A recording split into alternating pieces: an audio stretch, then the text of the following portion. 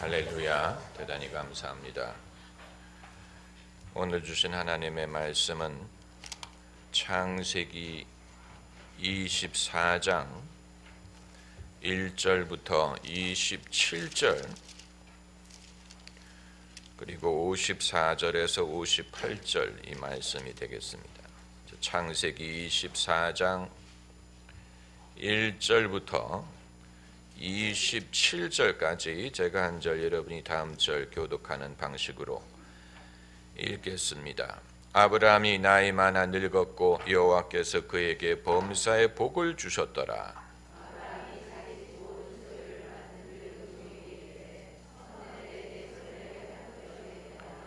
내가 너로 하늘의 하나님 땅의 하나님이신 여호와를 가리켜 맹세하게 하노니 너는 나의 거하는 이 지방 가나안 족속의 딸 중에서 내 아들을 위하여 아내를 택하지 말고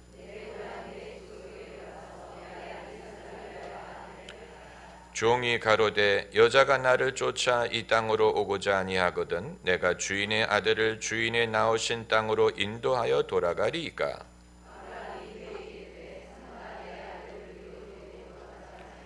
하늘의 하나님 여호와께서 나를 내 아버지의 집과 내 본토에서 떠나게 하시고 내게 말씀하시며 내게 맹세하여 이르시기를 이 땅을 내 자에게 주리라 하셨으니 내 씨에게 주리라 하셨으니 그가 그 사자를 내 앞에 보내실지라 내가 거기서 내 아들을 위하여 아내를 택할지라.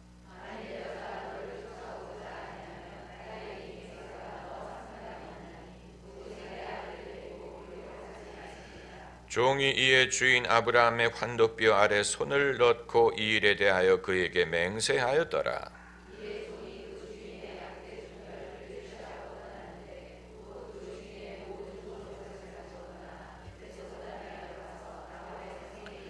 그 약대를 성 밖 우물 곁에 꿀렸으니 저녁 때라 여인들이 물을 길러 나올 때이었더라.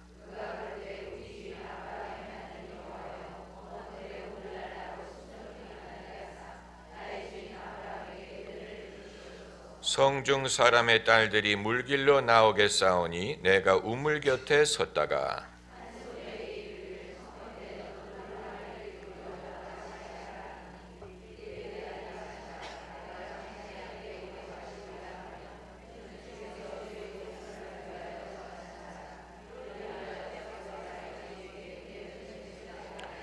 말을 마치지 못하여서 리브가가 물 항아리를 어깨에 메고 나오니 그는 아브라함의 동생 나홀의 아내 밀가의 아들 부두엘의 소생이라.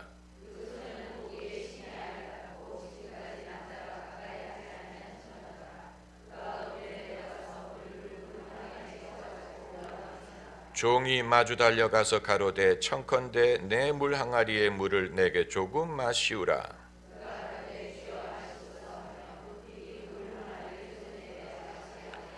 마시우기를 다하고 가로되 당신의 약대도 위하여 물을 길어 그것들로 배불리 마시게 하리이다 하고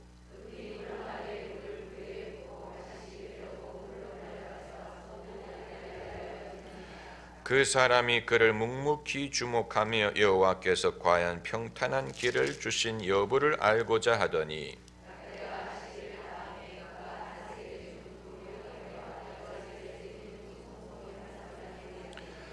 가로되 내가 네 딸이냐 청컨대 내게 고하라 내 부친의 집에 우리 유숙할 곳이 있느냐.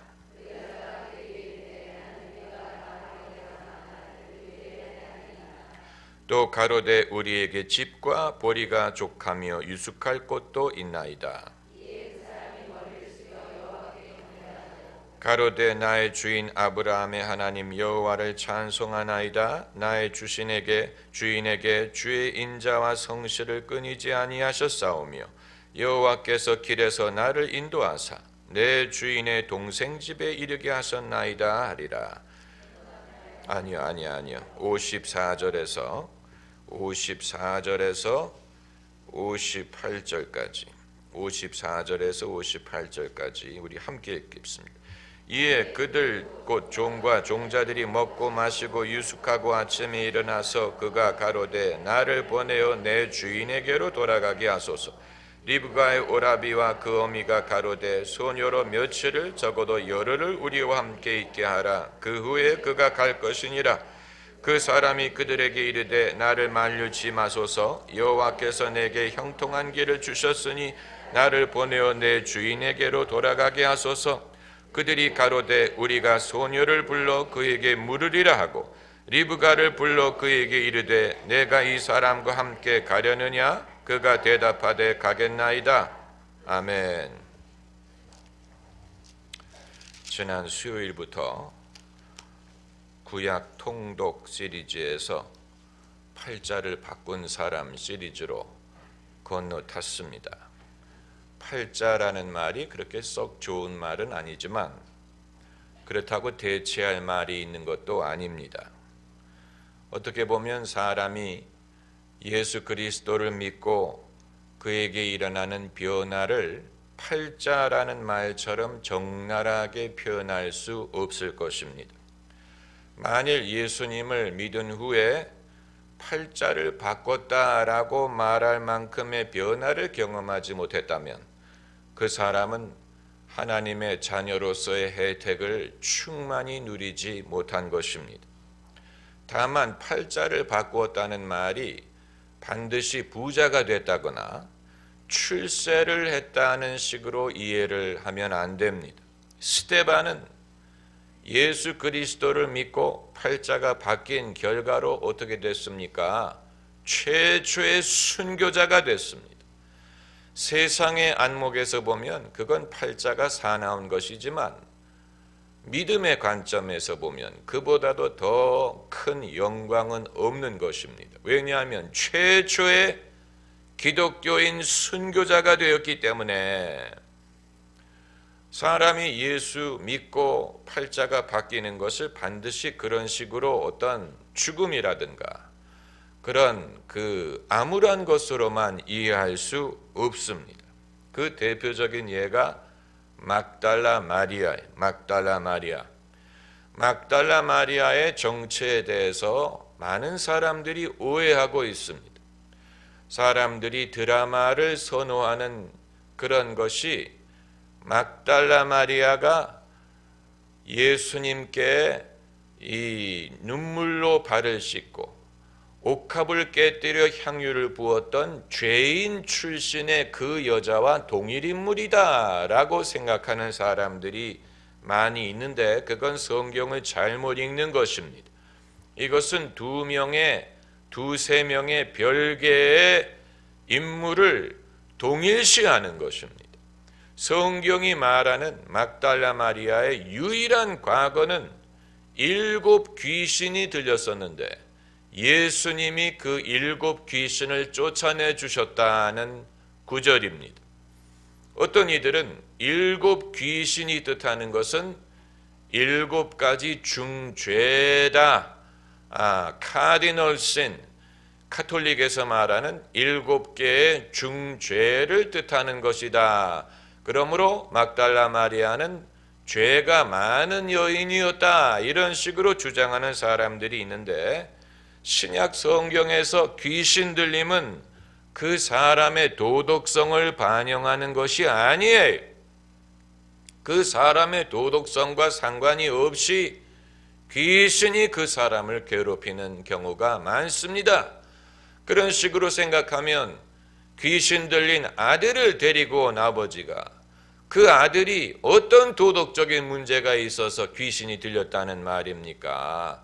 그러므로 그런 식으로 넘겨짚는다거나 도덕적인 판단을 하는 것은 우리에게 옳지 않습니다.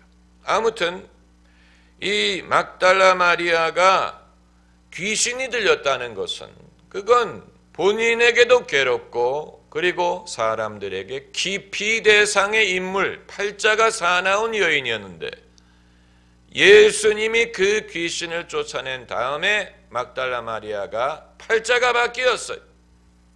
그래서 예수님이 돌아가셨을 때 제자들은 다 뿔뿔이 흩어졌는데 요한과 아리마대 요셉과 또 니고데모와 막달라 마리아가 예수님을 장사 지냈습니다. 그리고 막달라 마리아는 예수님의 무덤이 어디 있는지 위치를 확인했습니다. 그리고 예수님이 부활하셨을 때 최초로 그 소식을 접하고 그 소식을 제자들에게 전했던 사람이 막달라 마리아예요. 제자들은 막달라 마리아의 말을 듣고 무덤에 달려가서 그 사실을 확인했습니다. 그리고 부활하신 예수님이 그 제자들에게 그날 저녁에 나타나셨지요. 그러니까 기독교 신앙은 막달라 마리아의 최초의 증언에서 비롯되었다라고 말할 수 있는 것입니다.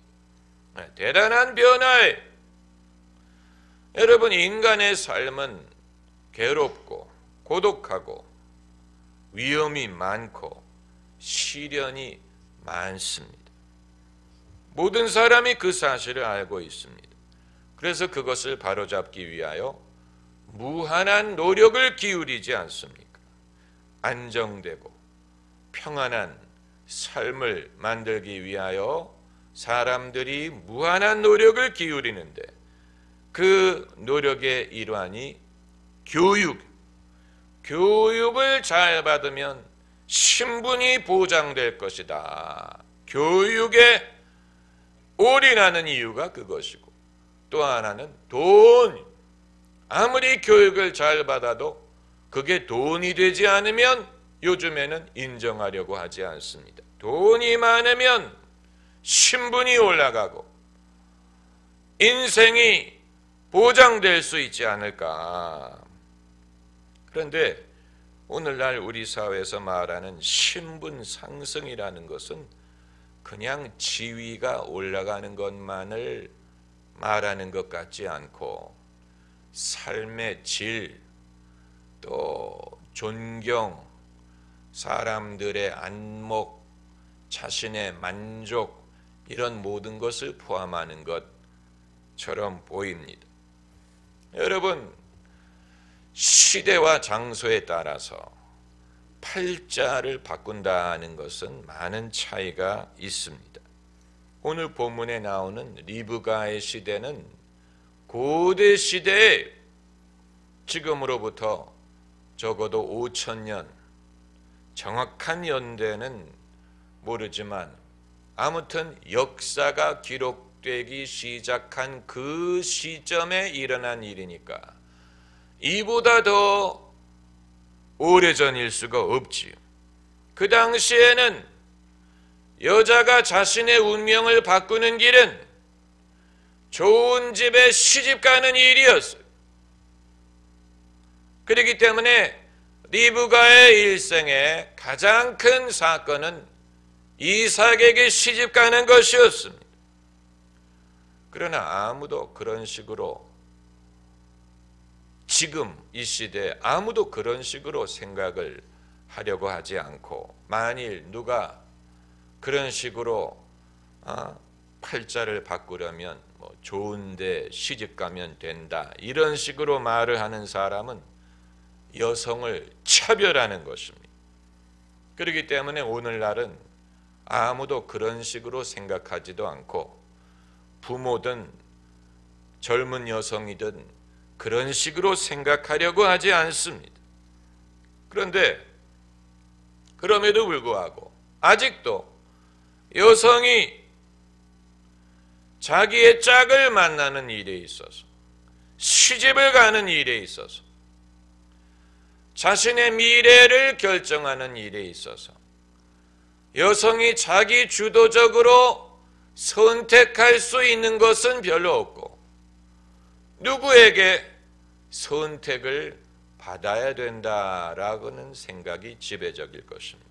특별히 결혼하는 일에 있어서는 여자가 자기가 선택할 수 있는 것이 아니고 누군가가 자기를 선택해 줄 때까지를 기다려야 된다. 남자가 선택해 줄 때까지 기다려야 된다라는 생각이 지배적일지 몰라요. 그러나 리브가의 경우를 보면 아무도 리브가를 선택한 게 아니에요. 아브라함의 종이 리브가를 선택한 게 아니고 이삭이 리브가를 선택한 것도 아니에요.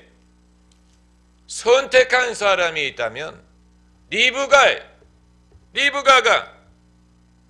내가 이 남자를 따라 가겠느냐 했을 때 리브가가 가겠습니다 라고 선택을 했죠. 어떤 남자가 리브가를 선택을 해주어서 리브가가 시집간 게 아니에요. 선택한 분이 계시다면 하나님이 선택하신 거죠. 하나님이 선택하셔서 이 종이 기도한 대로 리브가를 만날 수 있게 하신 것이지, 어떤 남자가 이 소녀입니다, 이 소녀가 마음에 든다 라고 선택을 해서 이루어진 것이 아니에요. 그러므로 이 사건을 예로 들어서 사람이 팔자를 바꾸게 되는 계기가 무엇일지를 생각을 해보려고 합니다. 첫째는 본인이 평소에 갖고 있는 것이 있어야 됩니다. 그래야 자신의 미래가 달라질 수 있습니다. 리브가는 평소에 무엇을 가지고 있었느냐? 그의 성품, 대인관계에서의 친절함. 여러분, 그건 흉내낼 수 있는 게 아니고 평소에 갖고 있지 않으면 어느 날 갑자기 자기 의지로 되는 것이 아니에요. 평소에 가까운 사람에게 친절하지 않은 여자가 처음 만난 사람에게 친절할 수 없습니다. 자기 가족과 친척에게 친절하지 않은 사람이 남에게 친절하리라고 기대할 수 없습니다. 이것은 리브가가 평소에 갖고 있었던 것입니다. 그게 얼마나 중요한지를 아무도 인정하지 않았을 것입니다. 당연하게 생각할지 몰라요. 그러나 결정적인 순간이 되었을 때 리브가에 갖고 있었던 이 성품은 아주 결정적인 역할을 해 주었어요. 그리고 또 리브가가 평소에 갖고 있었던 것이 그의 아리따운 미모. 그러나 이건 뭐 타고난 게 아닙니까? 라고 말할 수 없는 것은 여러분이 더 잘 아실 것입니다. 평소에 부지런하고 자신을 가꿀 줄 알고 그건 그냥 타고난 것이라고 말할 수 있는 것이 아니고, 또 이 남자를 가까이 하지 않은 처녀라, 거기에 대해서는 추가의 언급을 드리지 않겠습니다. 그가 갖고 있었던 것, 그걸 갖고 있었어. 그리고 이제 두 번째로 사람이 팔자를 바꾸게 되는 계기가 타고나는 것도 부인할 수 없어요.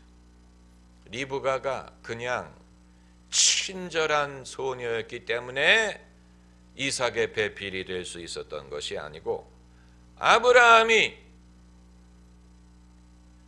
그의 종에게 지시한 바가 있었어. 너는 가나안 여자 중에 내 아들의 배필을 삼지 말고 내 고향, 내 족속 중에 배필을 찾아달라. 아브라함이 지정을 했어요. 내 고향, 내 족속, 거기에 가서 이삭을 위한 배필을 찾아달라.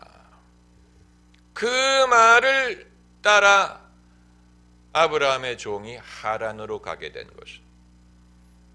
하란에 가서 그 족속 중에서 배필을 찾게 한 것. 그러니까 이것은 리브가가 타고난 것이죠.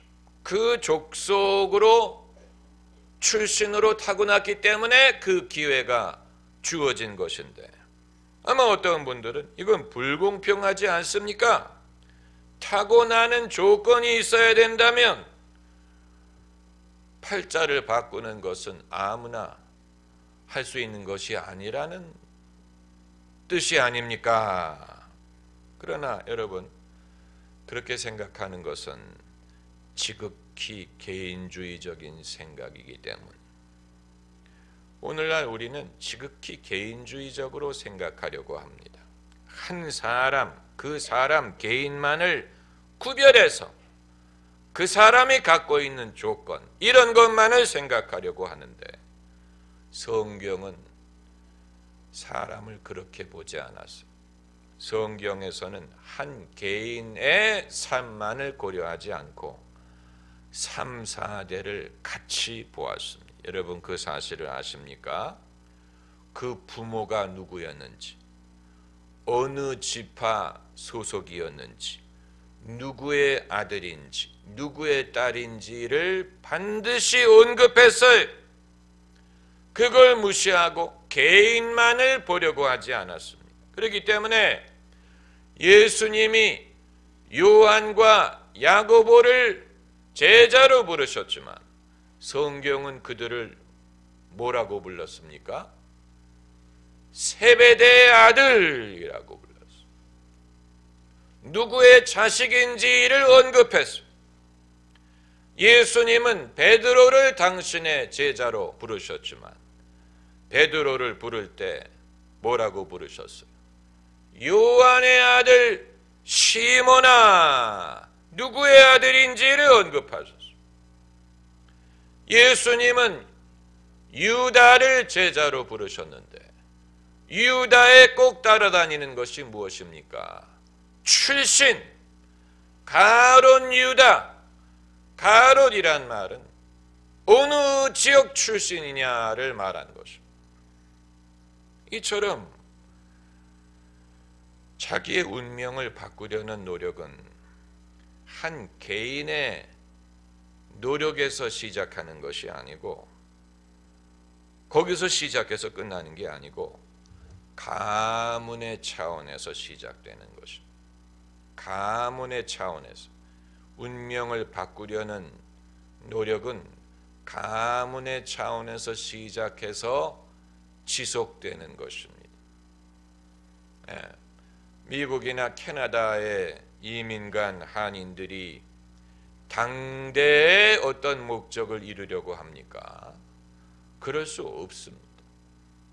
그건 불가능합니다. 당대의 어떤 목적을 이루려고 하지 않고 이민 첫 세대는 고생을 하더라도 터전을 잡으려고 하고 그 다음 세대의 공부를 잘 시켜서 더 나은 미래를 얻으려고 하고 그리고 3대 정도 됐을 때 정치에 진출을 한다거나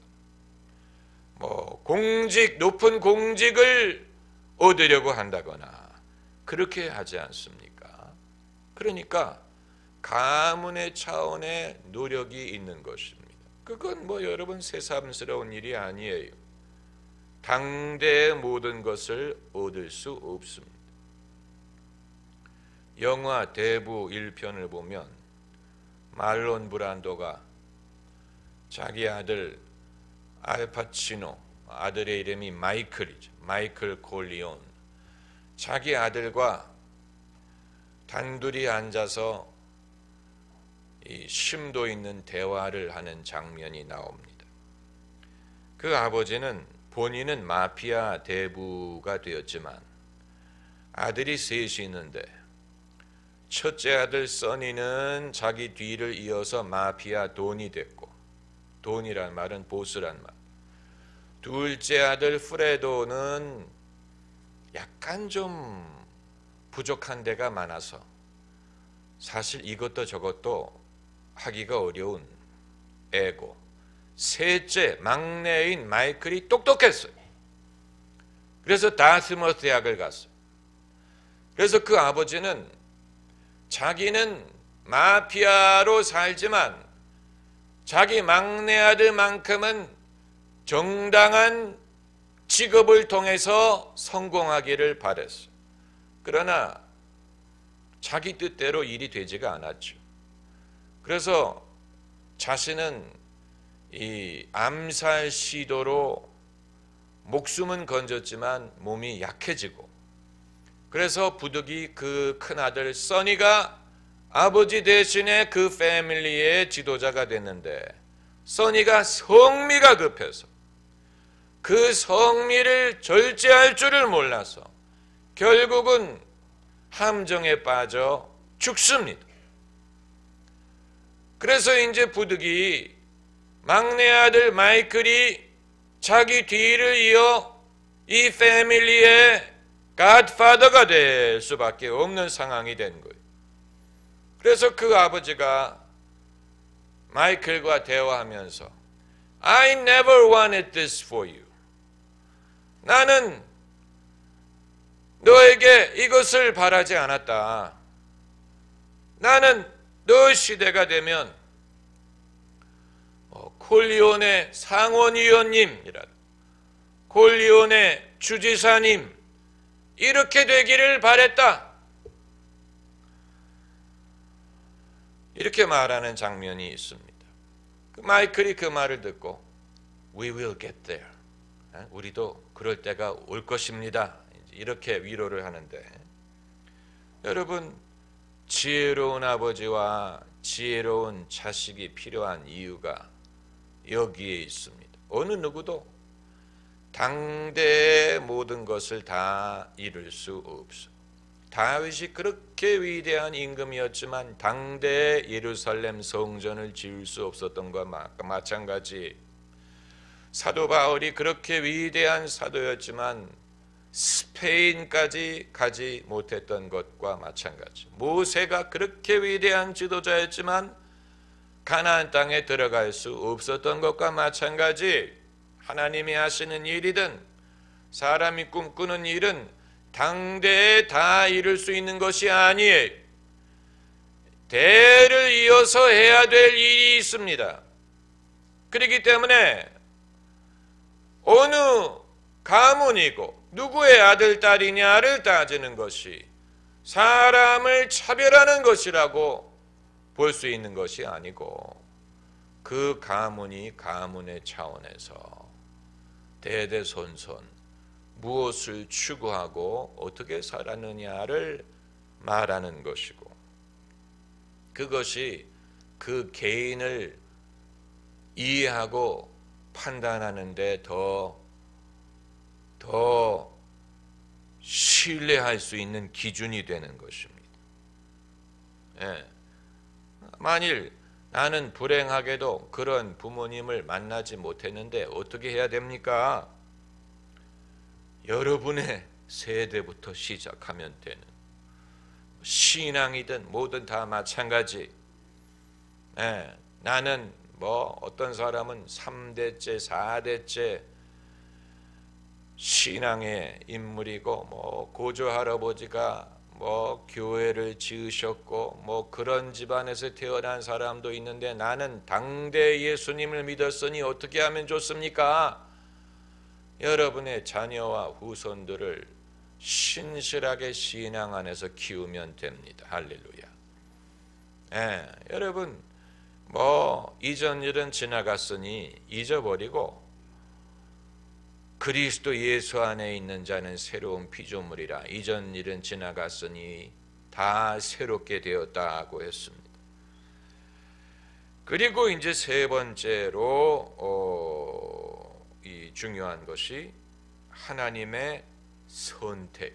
사람이 자신의 운명을 바꾸기 위해 자기도 가진 게 있어야 되고 타고나는 면도 있어야 되고, 그리고 세 번째로는 하나님의 선택이 필요한데,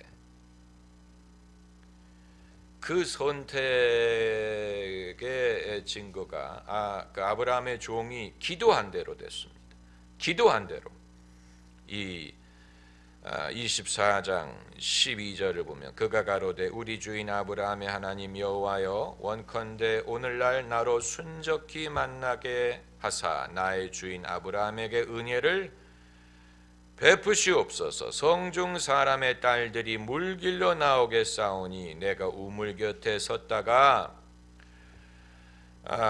참고로 이 구절에서 이제 그 물을 길어서 물을 지고 가는 사람들은 그 당시에 다 여자의 일이요. 물을 길는 일은 여자의 일이었어. 근데 누가복음을 보면 예수님이 성중에 들어가면 물을 지고 가는 남자를 만나리니 그가 가는 집에 들어가면 거기에 예비된 다락방이 있으리다, 이렇게 말씀하시는 구절이 있어요. 그 다락방에서 마지막 만찬을 나누시게 됩니다. 그런데 물을 이고 가는 남자라고 했어요.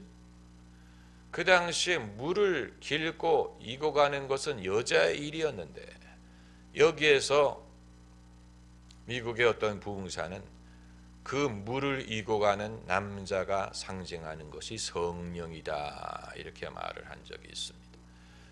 그가 그냥 예사로운 사람을 뜻하는 게 아니고, 물을 이고 가는 것은 여자의 역할인데 어떻게 남자가 물을 이고 간다고 하셨을까? 여기에서 물을 이고 가는 이가 뜻하는 것이 성령이다. 성령을 쫓아간, 성령이 생수를 주신다, 이런 말씀을 하신 적이 있는데, 여기에서는 이제 성중 사람의 딸들이 물길로 나오겠사오니 내가 우물 곁에 섰다가 한 소녀에게 이르기를 청컨대 너는 물 항아리를 기울여 나로 마시게 하라 하리니 그의 대답이 마시라 내가 당신의 약대에게도 마시우리라 하면 그는 주께서 주의 종 이삭을 위하여 정하신 자라.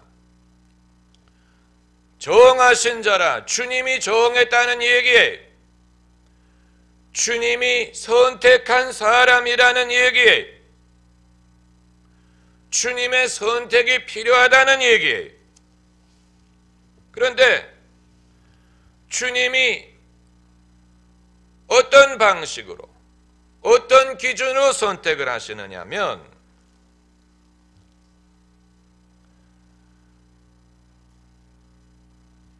이게 중요한 것인데, 사람의 형편과 처지를 무시하고 독선적으로 선택하는 하나님이 아니에요. 사람의 사정을 무시하고 독선적으로 하나님의 마음대로 리브가를 선택하신 게 아니고, 아브라함의 종의 기도를 들으시고 거기에 맞는 소녀를 선택하셨어요. 그래서 아브라함의 종이 내가 물을 달라고 했을 때 물을 주고 내 짐승에게도 물을 주는 그 소녀가 하나님이 정하신 소녀인 줄 알리다, 이 사람의 기도를 들으시고 거기에 부합한 사람을 하나님이 선택하셨어요. 그러니까 사람의 필요와 하나님의 선택이 일치했다는 것입니다. 하나님의 선택은 독선적인, 아무 상관이 없는 선택이 아니고 사람의 필요에 부합한 상황에서 하나님이 선택하시는 것입니다. 하나님의 때라는 것이 뜻하는 것이 그것입니다. 하나님의 때는 사람의 사정과는 상관이 없는, 하나님이 독선적으로 결정한 때가 아니고 사람들이 필요로 하는 것과 그것을 누가 제일 충족시킬 수 있는가를 일치함으로 하나님의 때를 정하십니다. 그 때가 언제 어떻게 올지는 알 수 없지만 하나님의 때의 성격을 우리가 이해한다면 그럴 때가 왔을 때 준비되기 위하여 할 일이 있는 것입니다. 왜냐하면 사람들의 필요에 부합하는 것을 하나님이 정하시는 방법으로 당신의 때를 정하시기 때문에, 그러므로 여러분 각 사람이 뭔가를 갖고 있어야 됩니다. 사람들이 필요로 할 만한 것을 갖고 있고 그것을 개발해야 됩니다. 누가 언제 그것을 필요로 할지는 알 수 없지만 여러분이 그것을 갖고 있어야 때가 됐을 때 누군가에게 그것을 줄 수 있는 기회를 얻습니다. 때를 얻을 수가 있다는 일. 갖고 있는 게 있어야 돼. 그래서 은과 금은 내게 없거니와 내게 있는 것으로 너에게 준다. 있는 것이 있어야 돼. 아리마대 요셉은 자기를 위해 묫자리를 준비해 놓고 있다가 때가 되니까 그거 예수님께 드리게 되지 않습니까? 또 오병이어 도시락을 가지고 온 소녀는 그걸 갖고 있다가 때가 되니까 예수님께 그것을 드려서 기적이 일어나게 하지 않습니까? 다윗은 물맷돌 던지는 기술을 갖고 있다가 때가 되니까 사람들 보는 앞에 그것으로 골리앗을 싸워 이기지 않습니까? 그러니까 여러분이 갖고 있어야 되는 것은 크고 작은 것은 상관이 없어요. 물맷돌은 작은 것이, 오병이어도 작은 것인데, 그러나 기묘한 것이어야 돼요. 거품이 아닌, 허풍이 아닌, 진짜, 그게 사실 중요한. 거품을 갖고 있다 쓰면 그 소용없어. 허풍이 아닌 진짜를 갖고 있어야 돼. 하나님은 선하시고 공평하시고 지혜로우십니다. 하나님의 하시는 일은 항상 옳습니다. 할렐루야. 기도하십시다.